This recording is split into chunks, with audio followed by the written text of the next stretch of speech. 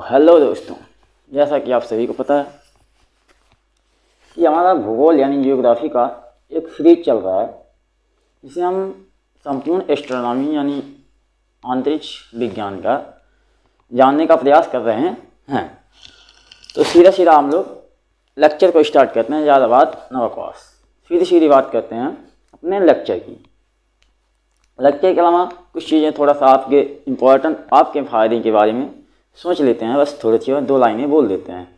जैसा कि इस चैनल पे आपको केवल कंपटीशन लेवल यानी हाई लेवल की कंटेंट मिलने का प्रयास किया जा रहा है। इससे अलावा एक और अपना चैनल है जिसको स्टूडेंट स्ट्रगल क्लासेज के नाम से दिया गया है। उसमें आपके छोटे भाई बहन हैं तो उनको बता दीजिएगा, शायद आपको भी ये इन्फॉर्मेशन ज़रूरी होता है। उससे इंग्लिश, मैथ, साइंस यानी लोअर क्लासेस से लेके इंटर तक की सभी कंटेंट उस पर अवेलेबल रहेंगी, जिसका लिंक इस वीडियो के नीचे डिस्क्रिप्शन में आपको दे दिया जाएगा। तो इस चैनल पर केवल आप कंपटीशन लेवल की तैयारियां कराई जाएंगी। अभी तो हालांकि टाइम नहीं है, टाइम थोड़ा कम होने के कारण बस सिर्फ सिंगल यानी जियोग्राफी का सब्जेक्ट का क्लास आपको दिया जा रहा है। जब अपने पास थोड़ा टाइम एडजस्ट होने के कारण एडजस्ट हो जाएगा तो आपको हिस्ट्री, पॉलिटी, जियोग्राफी और इंग्लिश की भी क्लासेज चलाई जाएंगी। हालांकि ये इंग्लिश की क्लासेज हमारी अभी दूसरे वाले चैनल पे आपको मिलेंगी, जो कि एक नॉर्मल बच्चे से लेकर आपको भी शायद इतना इंग्लिश ज़रूरी होता है तो उस इंग्लिश को ही आप कवर कर सकते हैं। तो इस वीडियो के बारे में और अधिक नॉलेज के लिए इसके डिस्क्रिप्शन को हमेशा चेक किए करिए और इसकी कम्युनिटी पोस्ट को देखते रहिए। तो यदि इस वीडियो को पहले पूरे ध्यान से कैप्चर कीजिए, यानी पूरे वीडियो में समझने का प्रयास कीजिए कि इसमें क्या बताया जा रहा है, ऐसे क्या कॉन्सेप्ट है कि जिसके बारे में हमको नहीं पता। यदि आप इस वीडियो से थोड़ा सा भी फ़ायदा मिलता है यानी थोड़े से भी लाभ मिलते हैं तो वीडियो के नीचे एक कमेंट कीजिए, एक लाइक दीजिए और अपने दोस्तों के साथ साथ शेयर भी कीजिए। साथ ही आपको जो ये नॉलेज जो डेली चाहिए तो आप इस लाल वाले बटन को व्हाइट कीजिए, यानी आपको सब्सक्राइब करके चैनल को रखना और ऑल पे क्लिक करके रखिए।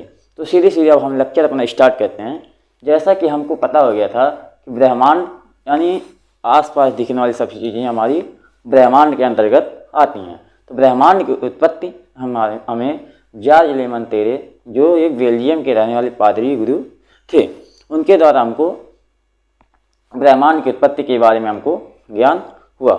यानी ब्रह्मांड की उत्पत्ति कैसे हुई, ग्रह, उपग्रह, तारे, नक्षत्र ये सब कैसे बने।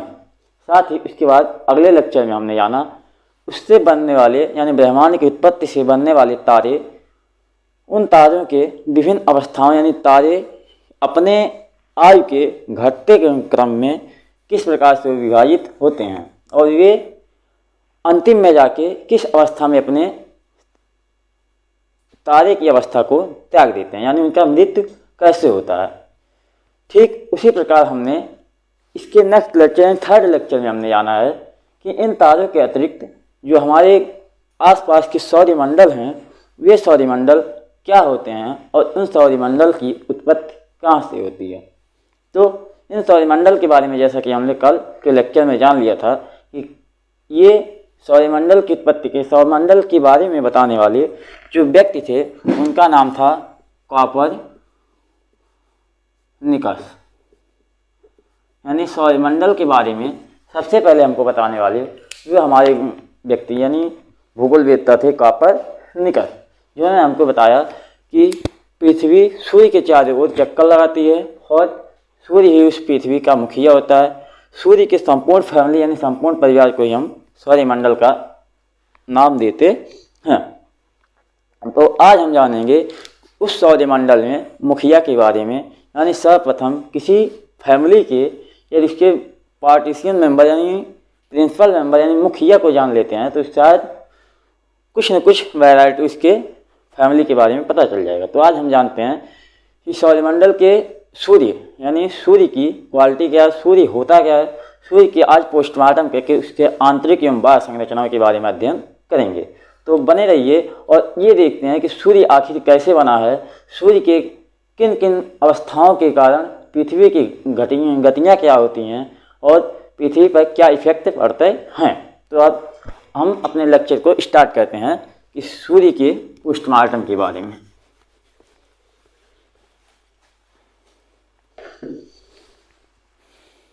तो जैसा कि हमको आज पढ़ना है सूर्य, आज हमको पढ़ना है सन, जिसे बोलते हैं सूर्य। यानी सूर्य के बारे में 2-3 लाइन जान लेते हैं कि सूर्य होता क्या है। तो सूर्य निश्चित रूप से एक तारा है। तारा क्या होता है ये तो हम अगले लेक्चर में बता दिए थे कि तारा जिनके पास अपना ऊष्मा एवं प्रकाश होता है उसको हम तारा बोलते हैं सीधी भाषा में। जिनके पास कितना अपना खुद का ऊष्मा एवं प्रकाश होता है उसको तारा बोलते हैं, या फिर उनमें ईंधन की मात्रा हमेशा संचलित रहती है। तो हम सीधे सीधे बोलते हैं सूर्य एक तारा है जिसमें ईंधन होता है, जो ईंधन अपने अत्यधिक तापमान पर रहता है। यानी सूर्य का तापमान बहुत अत्यधिक होता है जिसके कारण उसके अंदर ईंधन प्लाज्मा अवस्था में चले जाते हैं। यानी सूर्य में ईंधन की अवस्था प्लाज्मा होती है। इसमें एक क्रिया होती है जिसके द्वारा हाइड्रोजन को हीलियम में कन्वर्ट किया जाता है। यानी सूर्य को के अंदर हाइड्रोजन को हीलियम में कन्वर्ट करने की एक क्रिया होती है, इसे बोलते हैं संलयन विधि। संलयन विधि के द्वारा यानी संलयन अभिक्रिया के द्वारा हाइड्रोजन को हीलियम में कन्वर्ट किया जाता है। यही हाइड्रोजन से ही कन्वर्ट हीलियम प्लाज्मा के रूप में सूर्य को ईंधन देते हैं। यही इसी के ईंधन के कारण सूर्य अपने बाहरी आवरण के कारण चमकता रहता है। यानी सूर्य की यदि हम तापमान के बारे में अध्ययन करें तो सूर्य का तापमान लगभग 27 लाख डिग्री सेल्सियस होता है। यानी सूर्य का तापमान 27 लाख डिग्री सेल्सियस, आंतरिक तापमान 27 लाख डिग्री सेल्सियस होता है। तो ये सब था तो सूर्य के ओवरव्यू के बारे में। यानी इसको और बोल सकते हैं कि सूर्य को सौरमंडल का मुखिया बोलते हैं। सौर मंडल का मुखिया बोलते हैं।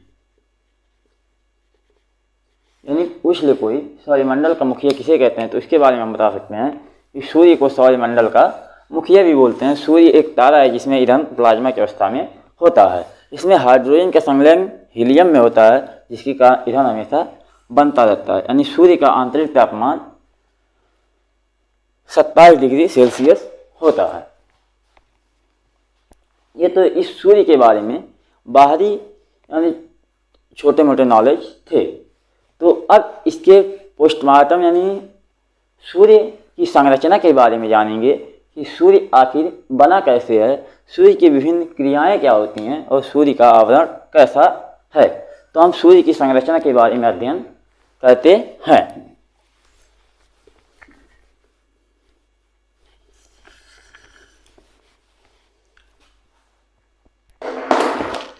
यानी हम लोग समझें तो सूर्य की संरचना, सूर्य की संरचना यानी ये सूर्य की संरचना क्या होती है। तो सूर्य की संरचना का अर्थ होता है सीधी सीधी बनावट। सूर्य कैसे बना है इसके बारे में हम लोग अध्ययन करते हैं। तो जैसा कि आपको पता है कि हर चीज़ का किसी न किसी तरह से 2-3 प्रकार से स्ट्रक्चर यानी देखने के नज़रिए से हम उसको 2-3 प्रकार से विभाजित कर सकते हैं। जैसे यदि मानव के संरचना के बारे में अध्ययन करें तो उसको 2 प्रकार से विभाजित कर सकते हैं। एक उसका आंतरिक संरचना, एक बाह्य संरचना। आंतरिक संरचना के अंदर हम अपने अंदर के ऑर्गन्स यानी अंगों के बारे में अध्ययन करते हैं। जैसे अंदर हो गया यकृत, ग्रास नली, मुख, जीभ, त्वचा। इसके अंदर के जैसे अमाशय, अग्नाशय, या अन्य अंगों के बारे में अध्ययन करते हैं, यानी अपने शरीर के अंदरूनी भागों के बारे में अध्ययन करते हैं। और इसके बाद संरचना के आधार पर जैसे नाक, कान, आँख, जीभ, हाथ, पैर, त्वचा, ये आँख के पलक, बाल, नाखून, इन सब के बारे में अध्ययन करते हैं। तो सीधे सीधे बात में समझ में आया कि हर चीज़ की संरचना दो प्रकार से होती है, एक आंतरिक संरचना, दूसरा बाह्य संरचना। तो ठीक उसी प्रकार से सूर्य का ही भी आंतरिक संरचना या बाह्य संरचना होगा। यानी हम जानते हैं कि सूर्य की संरचना भी दो प्रकार से हुई है। पहला हो जाएगा आंतरिक संरचना, दूसरा सूर्य का बाह्य संरचना। यानी सूर्य की आंतरिक संरचना और सूर्य के बाह्य संरचना के बारे में अध्ययन करेंगे। यानी सूर्य का पोस्टमार्टम कहते हैं कि सूर्य संरचना बना कहते हैं, तो पहले उसके आंतरिक संरचना एवं बाह्य संरचना के बारे में अध्ययन कर लेंगे, जिससे हमको सूर्य के संपूर्ण स्ट्रक्चर यानी उसको निर्माण के बारे में हमको पता चल जाएगा। तो सबसे पहले हम लोग अध्ययन करते हैं सूर्य की आंतरिक संरचना, फिर सूर्य की बाह्य संरचना के बारे में। तो सबसे पहले हम लोग हेडिंग लगाएंगे सूर्य की आंतरिक संरचना, यानी सूर्य को ऊपर कहते हैं।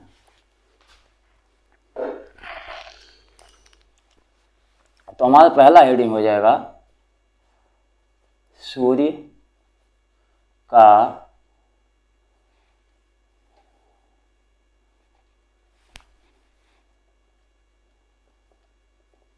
आंतरिक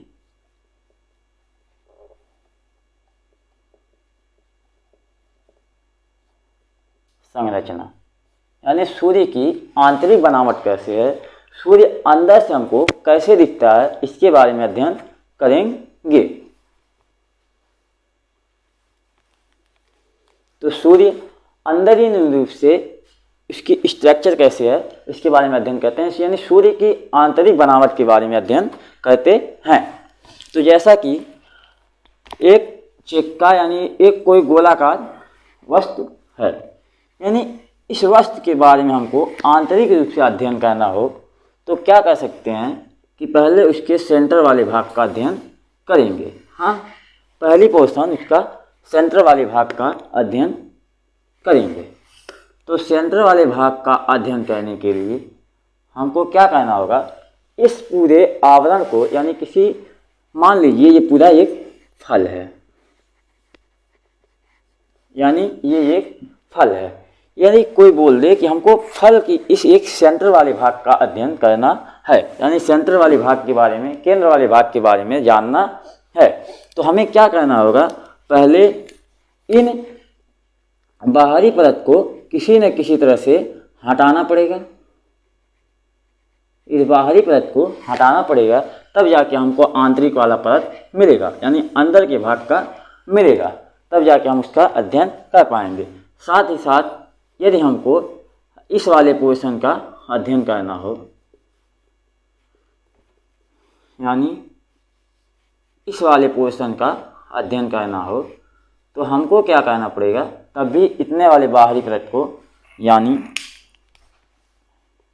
इतने वाले बाहरी परत को हटाना पड़ेगा, यानी इतने बाहरी परत को हटाएंगे तब जाके इतने का अध्ययन करना पड़ेगा।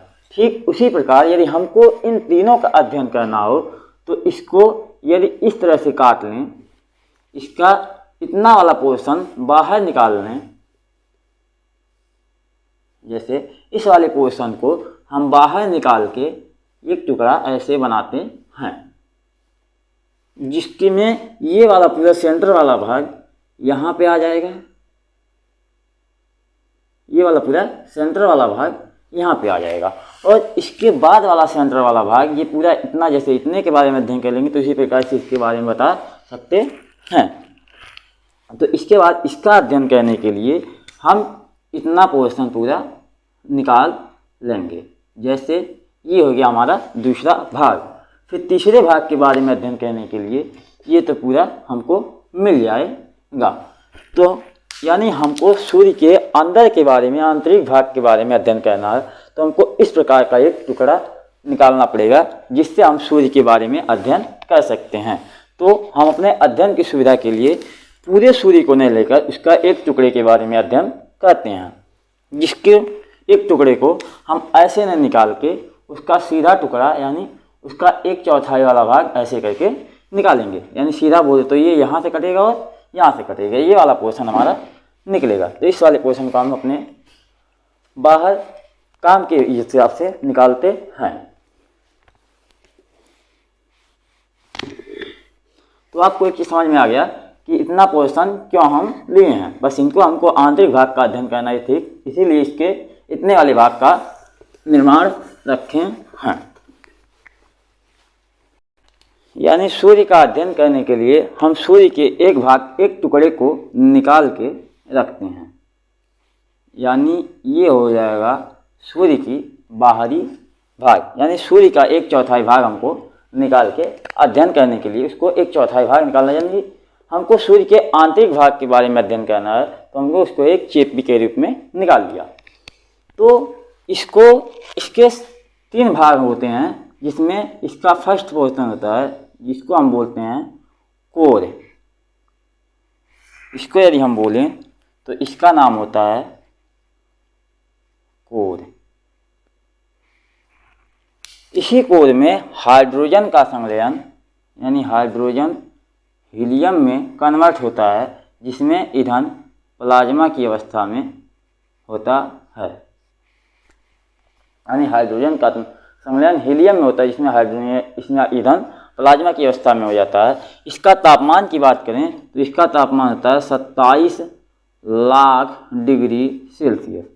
27 lakh degree 2700 lakh degree Celsius का होता है 2700 लाख यानी 27 लाख डिग्री सेल्सियस। इसके तापमान में इतनी इसकी तापमान होती है, जिसके कारण इससे विकिरण हमको दिखाई नहीं देते हैं।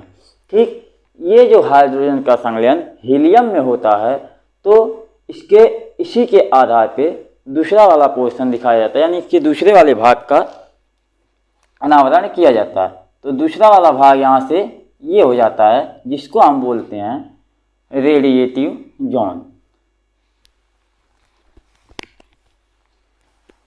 इसको बोलते हैं रेडिएटिव जोन।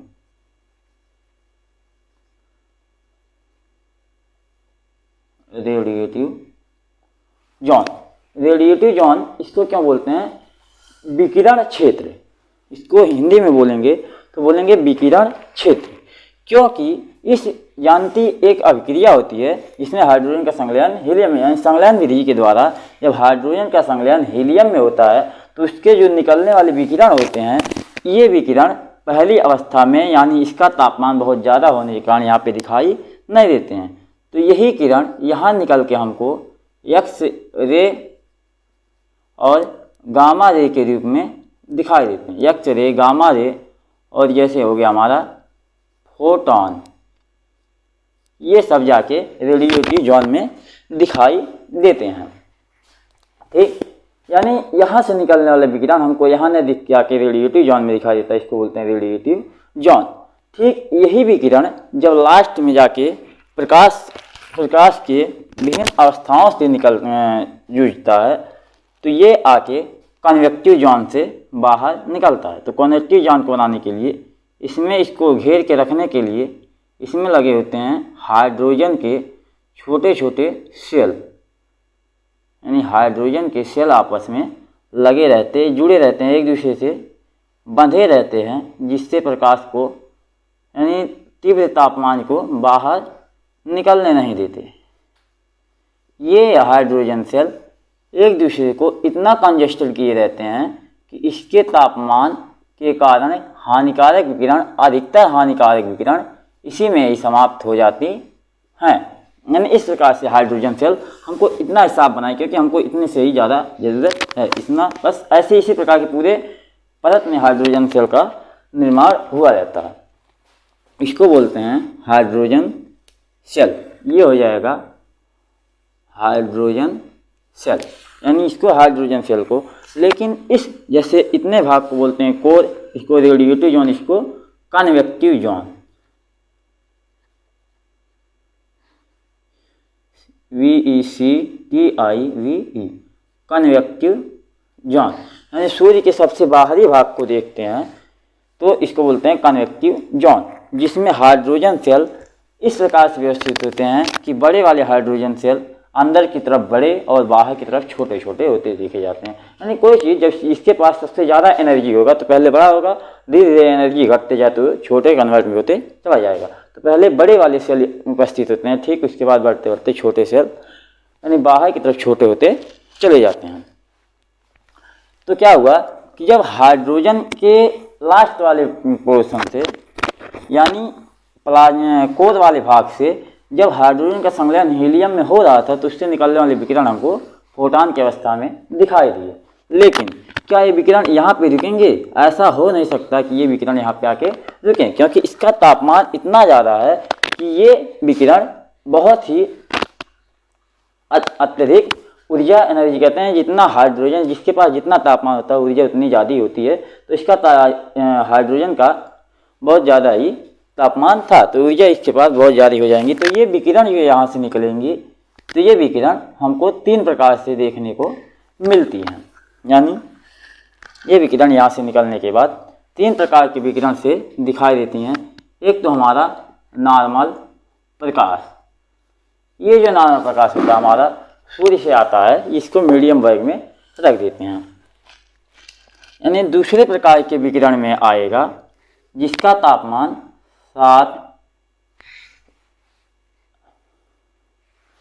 7000 डिग्री सेल्सियस से अधिकतर होता है, यानी 7000 डिग्री सेल्सियस से ज़्यादा होता है। यानी इसके पास तापमान 7000 डिग्री सेल्सियस से अधिक होता है। यानी यहाँ से निकलने के बाद इतने परतों को पार करने के बाद इसका तापमान धीरे होकर 7000 डिग्री सेल्सियस हो जाता है। तब भी यानी हमारा तापमान एक चेक करें तो 35 डिग्री सेल्सियस यानी 36-37 डिग्री सेल्सियस लगभग होता है। और ये 7 लाख डिग्री सेल्सियस यानी अपने अपेक्षा ये भी तभी तापमान बहुत ज़्यादा होती है। यानी जिस तापमान के कारण ऊर्जा भी बहुत ज़्यादा होती है और सूर्य का गुरुत्वाकर्षण बल इस विकिरण को यानी इस किरण को अपनी तरफ खींच नहीं पाता है, जिससे ये किरण सूर्य के सीमा से बाहर निकलकर सौरमंडल में आ जाते हैं। सौरमंडल में आ जाते हैं। ठीक, इसका अध्ययन हम अभी थोड़ा रोक के 1 मिनट रोक के अध्ययन इसका कहते हैं। ठीक उसी प्रकार जैसे एक प्रकार नॉर्मल प्रकाश निकल गया, दूसरा 7000 डिग्री सेल्सियस। लेकिन क्या स्कूल में देखेंगे तो सभी बच्चे एक ही प्रकार से होते हैं? नहीं, ये उसमें कुछ बच्चे बड़े होते हैं, कुछ ज़्यादा इंटेलिजेंट होते हैं तो कुछ छोटे भी होते हैं। ठीक उसी प्रकार इसका तापमान 7000 डिग्री सेल्सियस है, तो कुछ विकिरण ऐसे होते हैं जिनका तापमान 4000 डिग्री सेल्सियस से भी कम होता है, यानी 4000 डिग्री सेल्सियस से कम होता है। तो जिनका तापमान कम होता है तो ऑब्वियसली उनकी ऊर्जा भी यानी इनकी एनर्जी ज़्यादा होगी, एनर्जी भी ज़्यादा होगी। लेकिन इनकी एनर्जी बोले इनकी एनर्जी तो इनकी एनर्जी भी कम होगी, जिसके कारण ये इन्हें सूर्य अपनी तरफ पुनः आकर्षित कर देते हैं गुरुत्वाकर्षण की वजह से। जैसे जिनके पास ज़्यादा खाना खाया होगा, जिसके पास पावर ज़्यादा होगा तो क्या कभी अंदर में रहेगा, यानी जिसके पास पैसा हो गया वो अपनी फैमिली को भी नहीं पहचानता है। उसी प्रकार इसके पास एनर्जी ज़्यादा हो गया तो ये अपनी फैमिली को भी नहीं पहचानता है, निकल जाता है। ठीक, लेकिन इसके पास बेचारे के पास क्या होता है कि एनर्जी बहुत कम होता है, ये जाता रहता है तब तक सूर्य अपनी तरफ इसको खींच लेता है, खींच लेता मतलब आकर्षित कर देता है, जिसके कारण ये सूर्य की तरफ पुनः मुड़ जाता है। तो हमने जाना कि सूर्य के तीनों विभिन्न प्रकार से किरण निकलते हैं, जो तो नॉर्मल प्रकाश होता है, दूसरा जिसका तापमान हाई होता है यानी 7000 डिग्री सेल्सियस से भी ज़्यादा होता है, वो सूर्य की आकर्षण शक्ति से बहुत ही आगे निकल जाता है। लेकिन तीसरा किरण होता है जिसके 4 डिग्री सेल्सियस से भी 4000 डिग्री सेल्सियस से भी तापमान कम होती है और सूर्य की तरफ मुड़ जाता है। तो इस मुड़ने वाले किरण का अध्ययन न करके हम पहले सौरमंडल में जाने वाले किरण का अध्ययन कर लेते हैं, बस इसके बाद हम इस मुड़ने वाले का भी अध्ययन करेंगे।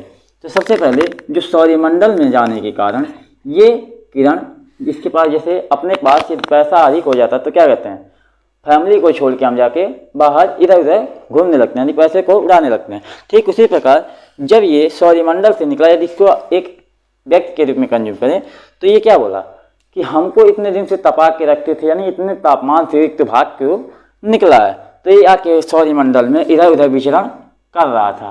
तभी यहाँ पे उसको एक पृथ्वी नाम की कोई ग्रह मिलती है, यानी पृथ्वी हमारा ही पृथ्वी सीधी सीधी सपोर्ट करें कि हमारा ही पृथ्वी मिला। तो पृथ्वी की गुरुत्वाकर्षण इसको अपनी ओर आकर्षित करने लगती है, यानी इससे निकलने वाली प्रकाश जिसको हम बोल रहे हैं कि इसको बोलते हैं सौर्य ज्वाला।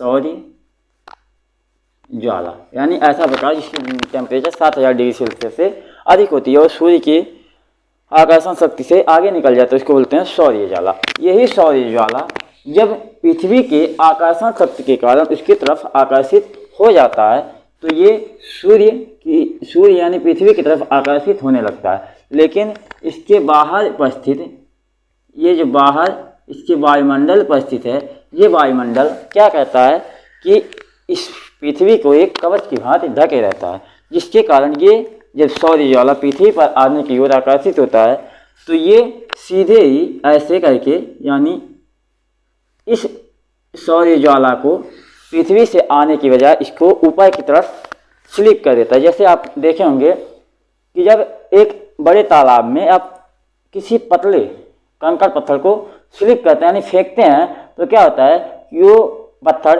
यानी कंकड़ पत्थर सीधे सीधे स्लिप करते हुए आगे की तरफ निकल जाता है। ठीक उसी प्रकार ये इसको आगे की तरफ खिसका देता है, यानी पृथ्वी की परत से न टकराने के बजाय वायुमंडल से टकराकर आगे की तरफ निकल जाता है। तो इस निकले हुए तारा को बोलते हैं, यानी इसको बोलते हैं, ये जब अपनी आकर्षण के कारण पृथ्वी अपनी ओर आकर्षित कर देती है तो इसको बोलते हैं, यानी ऊपर से निकल जाता है तो अरोरा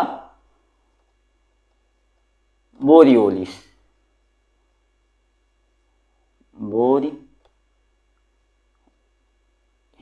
यानी इसको यहाँ से लिख के पूरा लिखते हैं, ऊपर से इसको लिखते हैं अरोरा बोरियोलिस।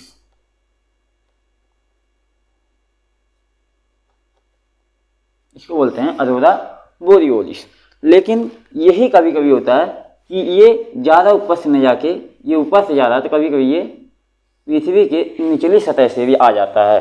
तो जब ये पृथ्वी के नीचे से टकरा के यानी स्लिप करके निकलता है तो इस विकिरण को बोलते हैं अरोरा ऑस्ट्रियोलिस, यानी अरोरा, यानी इसको याद करने के लिए अरोरा यानी पृथ्वी के दक्षिणी गोलार्ध में ऑस्ट्रेलिया स्थित है, तो ये जब दक्षिणी गोलार्ध से स्लिप करके निकलेगा इसको बोलेंगे अरोरा ऑस्ट्रियोलिस।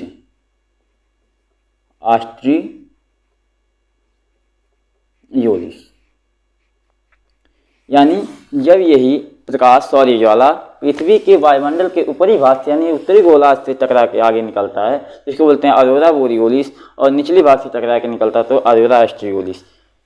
तो यहाँ से ये पोर्शन अरोरा क्यों बन गया? जब पृथ्वी अपने आकर्षण शक्ति के कारण सौर्य ज्वाला को आकर्षित करती है तो यही सौर्य ज्वाला कन्वर्ट हो जाता है अरोरा में, यानी इसी को जब सूर्य पृथ्वी अपनी तरफ आकर्षित करती है इसको बोलते हैं अरोरा।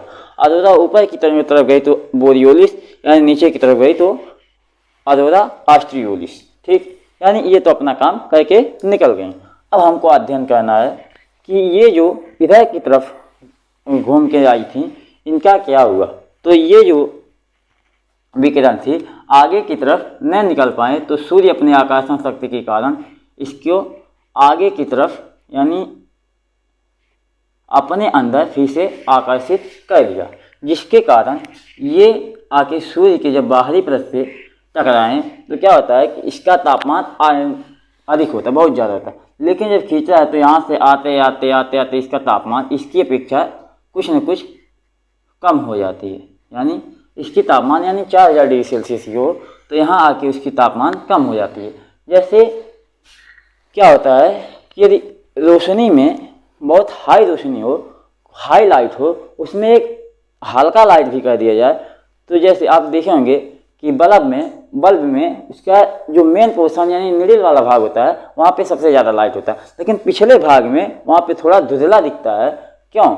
ऐसा नहीं है कि वहाँ पे लाइट नहीं है, लाइट होता है, लेकिन वहाँ पे क्या होता है कि लाइट की थोड़ी कमी होती है, जिसके कारण वह लाइट यानी एक लाइट दूसरे लाइट की तुलना में हमको ज़्यादा धुंधली दिखाई देती है। ठीक उसी प्रकार जब इसका तापमान हमको 27 लाख डिग्री सेल्सियस है तो ये 4000 डिग्री सेल्सियस कुछ नहीं मतलब रखता है। यही तापमान जब ये प्रकाश अंदर की तरफ आते हैं तो यहाँ पे एक काले रंग का धब्बा हमको दिखाई देता है।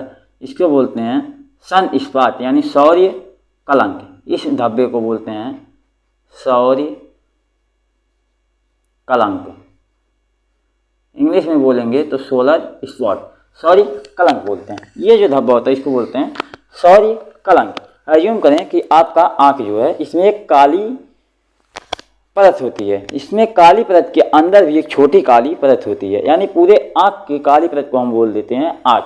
हाँ, यानी इसको बोलते हैं कॉर्निया या फिर रेटिना। कॉर्निया बोलते हैं, ठीक उसको छोड़ देते हैं, उसका समझने मतलब बस इतना जानते हैं कि इस काली परत को बोलते हैं अपनी भाषा में सौर्य कलंक। लेकिन इस सौर्य कलंक में भी को दो प्रकार से विभाजित किया गया। सौर्य कलंक के जैसे आँख में आप देखते हैं तो ये पूरी काली परत के अंदर एक छोटी सी निरिल जिसको लेंस बोलते हैं, यानी उसको एक बिंदु बोलते हैं यानी लेंस बोलते हैं, वो होता है।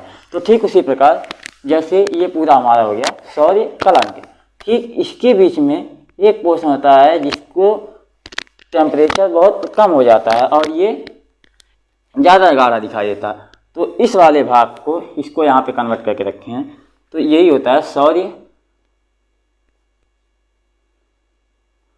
कलंक। यहाँ बहुत छोटा था, इसको यहाँ समझते हैं। तो इस वाले भाग को बोलते हैं अंबरा, अंबरा। लेकिन इसके बाहरी वाले भाग को बोल देते हैं पुनरंबरा, पुरंबरा, पुनअंबरा, पुनंबरा। इसको अंदर वाले भाग को बोलते हैं अंबरा और दूसरे वाले भाग को पुनंबरा। ठीक यही जब अंदर घुसता है तो इसको बोलते हैं सौर्य कलंक, लेकिन इसके अंदर वाले सेंटर वाले भाग को अंबरा, इसके बाहरी भाग को पुनंबरा का नाम देते हैं। ठीक, हमको ज़्यादा अधिकतर अंबरा के बारे में अध्ययन करना होता है, अंबरा के बारे में ही कंपटीशन एग्जामों में पूछा। ये आगे सौर्य कलंक यानी विकिरण यहाँ से निकली, क्या पता ये आके यहाँ से निकलती तभी तो यहाँ पे 16 स्पॉट बनता। ठीक इसी प्रकार ये मूर्ति यहाँ से निकल ली, मान लीजिए यहाँ से किरण निकलती इधर से आके यहाँ मूर्ति, तो ये 16 स्पॉट यहाँ बनता। यानी ऐसे करके ये 16 स्पॉट यानी यहाँ से लेके आपको ताजुब होगा कि यहाँ 0 डिग्री से लेके ये यहाँ तक 40 डिग्री तक का ही 16 स्पॉट बनता है। यानी सूर्य के 0 डिग्री से लेके 40 डिग्री तक की 16 स्पॉट बनता है। क्यों? क्योंकि यहाँ तक जाता है तो एक चक्र यहाँ से बनते बनते 16 स्पॉट यानी 0 डिग्री से बनते बनते 40 डिग्री तक जाता है। फिर यहाँ से ये रिटर्न मारता है तो 40 डिग्री तक 16 स्पॉट बनता है। इसी को बोलते हैं, इसी के एक चक्कर यानी एक चक्कर बनते बनते जाने फिर वहाँ से रिटर्न आने को बोलते हैं सौर स्पॉट साइकिल यानी सौर्य कलंक चक्र, सौर्य कलंक चक्र।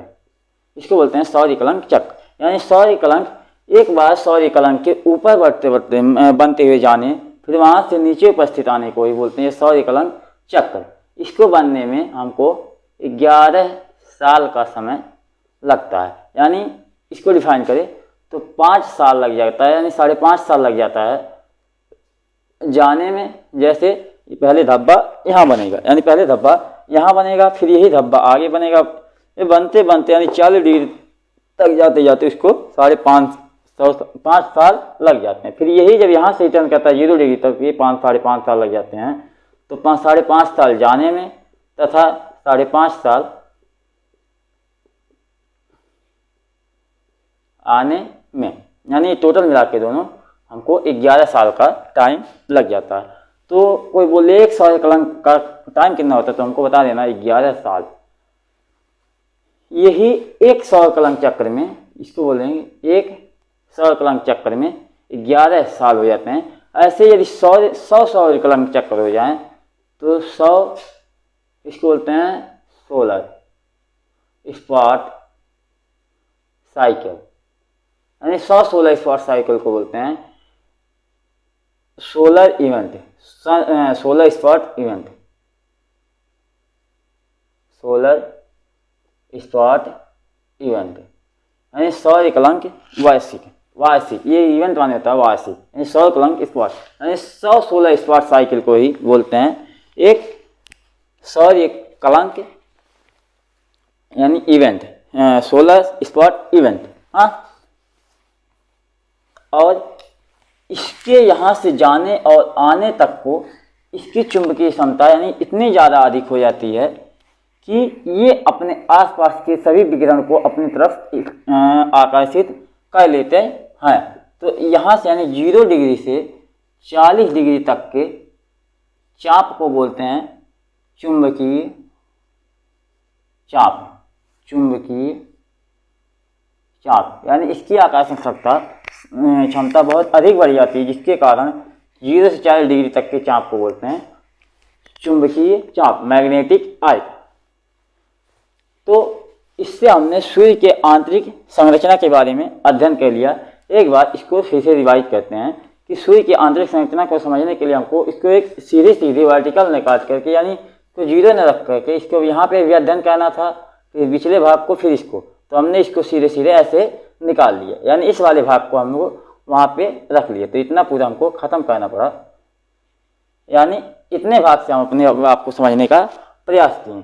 तो इसके सबसे सेंटर वाले भाग को सेंटर वाले भाग को बोलते हैं कोर, जिसका तापमान 27 लाख डिग्री सेल्सियस होता है। इसी में हाइड्रोजन का संलयन हीलियम में संलयन विधि के द्वारा होता है, और ईंधन जो बनते हैं इससे प्लाज्मा की अवस्था में बनते हैं। यानी ताज्जुब है कि जब अभिक्रिया होती है तो हमेशा विकिरण कोई न कोई निकलता है। तो इससे निकलने वाले विभिन्न किरण जैसे एक्स किरणें, गामा किरणें, फोटॉन, ये सब जिस परत यानी जिस अवस्था में जिस भाग में दिखाई देते हैं उसको बोलते हैं रेडिएटिव जोन, यानी रेडिएटिव तरंग भाग में ये सभी किरणें दिखाई देती हैं। यही किरणें आगे बढ़ती हैं तो उनको एक अलग फेज से यानी स्ट्रगल करना पड़ता है, जिसको बोलते हैं कन्वेक्टिव जोन। इसमें विभिन्न प्रकार के हाइड्रोजन सेल बने होते हैं, जिससे इनको चीर कर निकलने में बहुत ज़्यादा कठिनाई होती है। फिर भी इनका तापमान इतना ज़्यादा आप कंज्यूम करेंगे कि यहाँ 27 लाख डिग्री सेल्सियस था, यहाँ पे आके 7000 डिग्री सेल्सियस। इन्हीं सब परत को पार करने में इनका एनर्जी यानी तापमान खत्म हो जाता है। फिर भी ये किरणें जब इस परत को पार करके निकलती हैं तो ये 3 प्रकार की किरणों में विभाजित होती हैं। कुछ किरणें सीधे नॉर्मल प्रकाश के रूप में हमको दिखाई देती हैं, तो कुछ किरणें बहुत ही ज़्यादा यहाँ से इसका टेम्परेचर होता है, तो कुछ किरणें मिनिमम टेम्परेचर में आ जाती हैं। तो जो नॉर्मल टेम्परेचर में तो इनको तो अपन प्रकाश के रूप में देख लेते हैं, लेकिन जिनका टेम्परेचर ज़्यादा हाई होता है वो आके सौरमंडल की तरफ यानी सूर्य की आकर्षण शक्ति से बाहर निकल के सौरमंडल की तरफ आ जाते हैं, जिसमें पृथ्वी इस सौरमंडल से यानी पृथ्वी अपने आकर्षण शक्ति के कारण गुरुत्वाकर्षण बल से उस सौर्य ज्वाला को, इस निकले हुए प्रकाश को सौर्य ज्वाला नाम देते हैं, सौर्य ज्वाला को अपनी तरफ आकर्षित कर देता है, जिसको हम बोलते हैं अरोरा। यही अरोरा जब सूर्य अपनी तरफ पृथ्वी अपनी तरफ आकर्षित कर लेती है तो उस आकर्षण के कारण पृथ्वी की वायुमंडलीय परत जो होती है उसकी एक कवच की भांति कार्य करती है, जो अरोरा से पृथ्वी की सुरक्षा करती है। तो ये अरोरा पृथ्वी के बाहरी वायुमंडल से टकरा के ऊपर की तरफ मुड़ जाता है यानी स्लिप कर जाता है, जिसको वो ऊपर गए अरोरा को बोलते हैं अरोरा बोरियोलिस। इसी प्रकार जब ये निचली भाग से टकराता है तो इसको बोलते हैं अरोरा ऑस्ट्रियोलिस, यानी पृथ्वी के निचली भाग से टकरा कर स्लिप करने को बोलते हैं अरोरा ऑस्ट्रियोलिस। ये अपने काम ये कार्य कभी कभी हमको दिखाई देता है कि अचानक इस पर अत्यधिक यानी लाइट अरोरा का अत्यधिक लाइट पड़ जाता है, यानी 7000 डिग्री सेल्सियस आके इस पर पड़ जाता है। तो कभी कभी देखते हैं कि हमारे जो फ़ोन होता है उसमें यानी कहीं कॉल करते हैं तो क्या होता है, आवाज़ वही घूम घूम के आता है, जैसे हेलो बोलते हैं तो फिर हेलो बोलता है, फिर कभी कभी होता है लगाते हैं एक जगह फ़ोन दूसरी जगह। ये सभी प्रक्रियाएं अरोरा के कारण ही संभव होती हैं। तो एक चीज़ निकले हुए प्रकाश को हमने समझ लिया। अब जिन प्रकाश का टेम्परेचर 40 डिग्री सेल्सियस से कम था उनका एनर्जी भी कम होगा, यानी तापमान प्रोपोर्शनल टू एनर्जी, यानी तापमान एनर्जी, यानी जिसका तापमान जितना ज़्यादा होगा एनर्जी उसके ही उतने ही ज़्यादा होता है। तो इसका एनर्जी ज़्यादा था तो ये तो बाहर निकल गया, लेकिन जिसका एनर्जी यानी तापमान कम था उसका एनर्जी भी कम था, तो वह सूर्य पुनः उसको अपनी ओर आकर्षित कर लिया, अपने गुरुत्वाकर्षण बल से खींच लिया। ये घूमे हुए किरण आके सूर्य के जब परत से टकराते हैं तो इनका टेम्परेचर बहुत कम होने के कारण ये सूर्य के बाहरी पृष्ठ पर धब्बे के समान दिखाई देते हैं, जिसको बोलते हैं सौर्य कलंक, यानी सोलर स्पॉट, सौर्य कलंक। इस सौर्य कलंक में इसके सबसे सेंटर वाला भाग जहाँ का तापमान बहुत कम हो जाता है और एक अत्यधिक काला भाग दिखाई देता है, इसको बोलते हैं अंबरा, और इसके बाहरी भाग को बोलते हैं पुरंबरा। ये सौर्य कलंक अपने जीरो यानी सूर्य के मध्य भाग के 0 डिग्री से 40 डिग्री तक बनते बनते जाते हैं, जिनको 0 से 40 डिग्री तक जाने में 5.5 साल, और वहाँ से बनेंगे, यानी यहाँ से बनना स्टार्ट करते हैं 16 स्पॉट, यहाँ बनेंगे, फिर अगले चरण में बनेंगे, फिर अगले चरण में, ऐसे 0 डिग्री तक आने में उनको 5.5 साल लगता है। तो इस सर्कल को पूरा करने में उनको टोटल 11 साल का समय लगता है, जिसको हम बोलते हैं सौर्य कलंक चक्र। यानी एक सौर्य कलंक चक्र में हमको 11 साल का समय देना पड़ता है। तो बोल सकते हैं एक सौर्य कलंक में 11 साल होते हैं। ये 11 साल यानी ये सौर्य कलंक चक्र, यदि ऐसे 116 स्क्वायर साइकिल यानी सौर्य कलंक चक्र को हम जोड़ें तो ये 116 स्क्वायर साइकिल बराबर होता है 16 स्पॉट इवेंट, यानी 16 स्पॉट इवेंट। इसके आंतरिक परत के बारे में हम तो अध्ययन कर लिया, ठीक इसी प्रकार इसके बाहरी परत के बारे में अध्ययन करने का प्रयास करते हैं। तो जैसा कि ये पूरा हमने रिवाइज भी करा दिया, तो सूर्य के बाहरी परत के बारे में हम थोड़ा जान लेते हैं।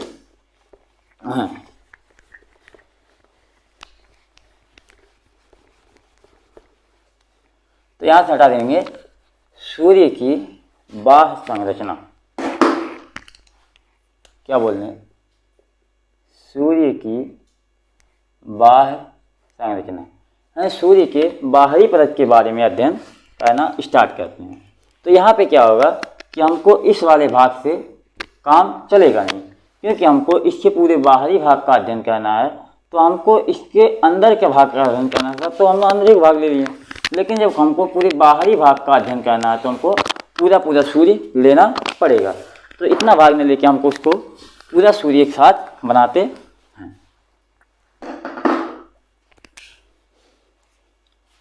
तो ये हमारे हो गए पूरे सूर्य, जिसके हमने आंतरिक भाग का अध्ययन कर लिए हैं, यानी सूर्य के आंतरिक भाग का अध्ययन कर लिए हैं। इससे सूर्य के आंतरिक भाग के बारे में हम लोग जान गए। अब सूर्य के बाह्य भाग के बारे में अध्ययन करना स्टार्ट करते हैं। तो सूर्य के बाहर भाग में,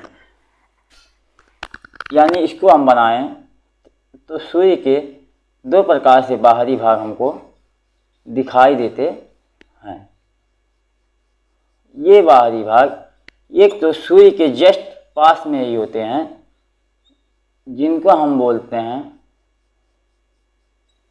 वर्णमंडल, यानी सूर्य के सबसे नज़दीकी भाग को बोलते हैं वर्णमंडल। लेकिन आपको जो खुले नेत्र से दिखाई देता है वो दिखाई देता है सूर्य का बाहरी भाग, जो चमकता हुआ एकदम धड़कता हुआ दिखाई देता है। ये होता है, ये लपक के समान दिखाई देता है। ये लपक हमको बोलते हैं इसको प्रकाश मंडल। प्रकाश मंडल इंग्लिश में बोले तो फोटोस्फीयर, इसको बोलते हैं फोटोस्फीयर। यानी सूर्य के बाहरी लपक के समान दिखाई देता है वो भाग होता है प्रकाश मंडल। लेकिन सूर्य के अंदर यानी उसके कंजेस्टेड एरिया में जो होता है इसको बोलते हैं वर्णमंडल, यानी सूर्य के नज़दीकी भाग को बोलते हैं वर्णमंडल।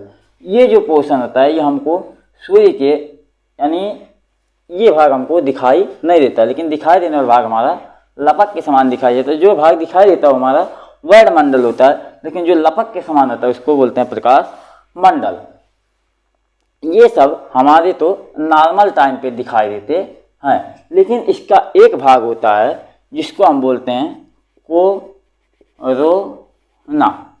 इसको बोलते हैं कोरोना, यानी ये कोरोना क्या बीमारी से नहीं, इसके पहले भी हमारे यहाँ कोरोना थे, लेकिन उसका नाम कुछ अलग से यूज किया जाता था। ये कोरोना ठीक इसी प्रकार से तो ही दिखते थे, यानी इसी से लेके उसको बनाया गया। ये कोरोना कौन सा क्या भाग होता था कि जब सूर्य पर ग्रहण लगता है, यानी सूर्य पर जब ग्रहण लगता है तो सूर्य का बहुत बड़ा भाग जाके ढक जाता है। यानी इस चक्के को उठाया जाए तो ये सूर्य का बहुत बड़े भाग को ढक लेता है।